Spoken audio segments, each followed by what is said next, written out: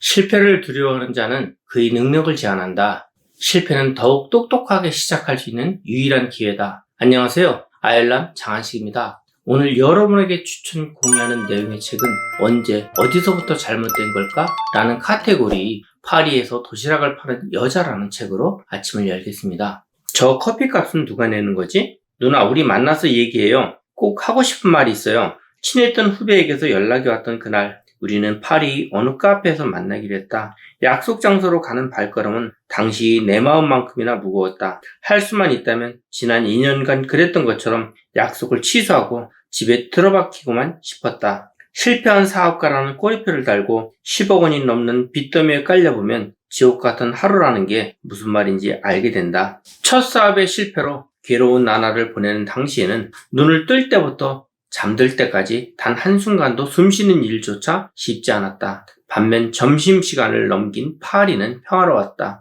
거리 가득 여유가 넘쳤고 사람들은 믿을 수 없을 만큼 행복해 보였다. 어쩌면 내 몫의 행복까지 저들이 가져가 버린 탓에 내게 불행만이 남은 건지도 모르겠다는 망상까지 들었다. 나만 빼고 모든 것이 행복해 보이는 상황에서 누군가를 만난다는 건 그 자체로 고문이다. 게다가 실패한 사업가, 바닥을 친 사람일수록 마지막 자존심만큼은 지키고 싶게 마련이다. 그것마저 없어지면 존재의 이유는 아무것도 남지 않기 때문이다. 그런 상황에서 나를 롤모델이라고 칭하고 나처럼 되는 것이 목표라고 자주 말하던 후배에게 철저히 망가진 모습을 보이기란 죽기보다 싫었다. 그 후배는 수년 전 잘 나가던 나의 모습만을 기억하고 있을 것이다. 그때의 나는 머리끝부터 발끝까지 잘 차려입고 다녔으며 겉모습만으로도 성공한 사업가의 분위기를 폴폴 풍겼다. 하지만 몇 년간의 절망적인 삶은 나를 완전히 다른 모습으로 만들어 놓았다. 10kg 이상 살이 쪘고 옷은 그냥 되는 대로 입었으며 맨 얼굴로 지내는 게 당연해졌다. 잘 나가던 시절 나는 후배들을 만나면 그게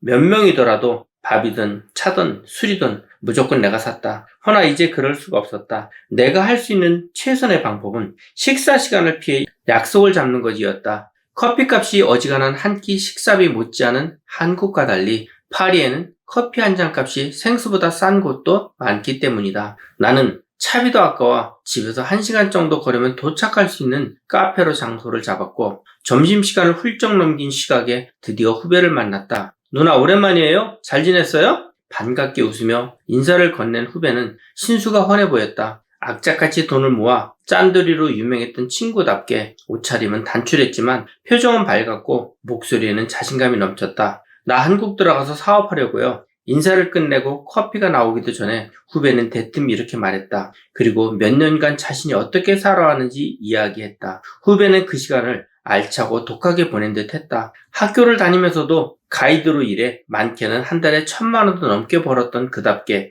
그 돈을 특유의 절약 정신으로 모으고 또 모아 어떤 사업에 투자했다고 한다. 그게 제법 성공을 거뒀고 그 돈으로 한국에 한 사업체를 인수할 계획이라고 했다. 그래, 잘했네? 너무 잘됐다. 그동안 고생 많았구나. 몇 시간 동안 내가 뱉은 거라곤 영혼 없는 취임새뿐이었다. 이유는 2가지였다. 첫째, 후배는 변해버린 내 모습 따위는 눈에 들어오지도 않는지 주야장천 자기 이야기만 했다. 둘째, 후배의 이야기에 좀처럼 집중할 수 없었다. 진심으로 후배를 축하해주고 칭찬해주고 싶긴 했다. 열정적으로 무언가를 이루어내고 또 이루어가는 모습이 보기 좋았고 대견했다. 하지만 사실 내 정신은 온통 한 가지 생각으로 가득 차 있었다. 저 커피값은 누가 내는 거지? 당시에 내 주머니에는 커피값을 아슬아슬하게 낼 수 있을 정도의 돈밖에 없었다. 솔직히 그 돈도 부담스러웠다. 고작 커피값 때문에 후배를 제대로 축하해주지도 못한다는 사실이 더없이 비참하게 다가왔다. 몇 번이나 마음을 다잡았음에도 이내 다시 커피값으로 신경이 쏠리는 내 자신이 너무나 싫었다. 가장 비참했던 건 그토록 지키려 애쓴 마지막 자존심을 고작 커피값 하나에 내팽개쳤다는 사실이었다. 자리에서 일어날 시간이 되자 나는 문구적됐다. 엎친 데 겹친 격으로 후배 역시 계산대로 가려하지 않았다. 어쩌면 그도 내가 마지막 자존심을 지킬 수 있도록 배려해준 건지도 모른다. 어쨌든 그렇게 20여 분간의 눈치싸움 끝에 결국 후배가 계산을 했다. 카페에서 나올 때 나는 누군가를 툭 건드리기만 해도 울음이 터질 것 같은 상태에 이르렀다. 그때부터 그저 걷고 또 걸었다. 할 수 있는 거라고는 건일 뿐이었으니까. 그러다 집에 가는 길에 건너야 하는 센 강 앞에 멈췄다. 무슨 생각이었을까? 걸음을 멈추고 가만히 아래를 내려다보았다.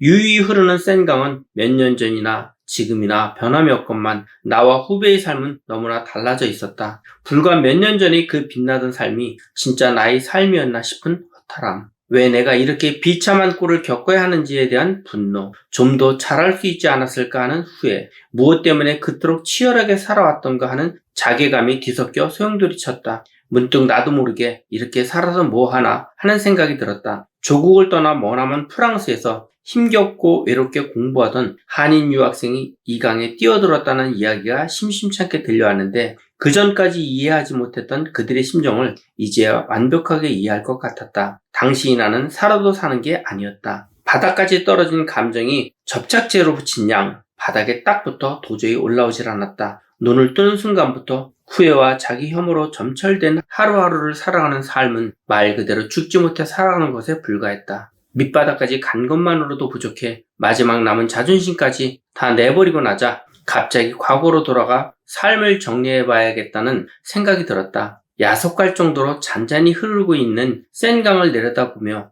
2년간 스스로 물어야 했지만 애써 애면해왔던 질문을 드디어 던졌다. 도대체 언제, 어디서부터 잘못된 걸까? 파리에서 도시락을 파는 여자 중에서 우리는 가끔 언제부터 어디서 잘못된 걸까? 라는 후회를 할 때가 있습니다. 잘못된 것을 알고 후회한다면 때는 늦은 것이고 다시 시작하려면 시간과 비용이 만만치 않게 들어가는 경우가 있을 것입니다. 여러분은 계획부터 점검하며 실행하여 후회 없는 삶을 엮고 성공자의 길로 성장하시길 바랍니다. 감사합니다.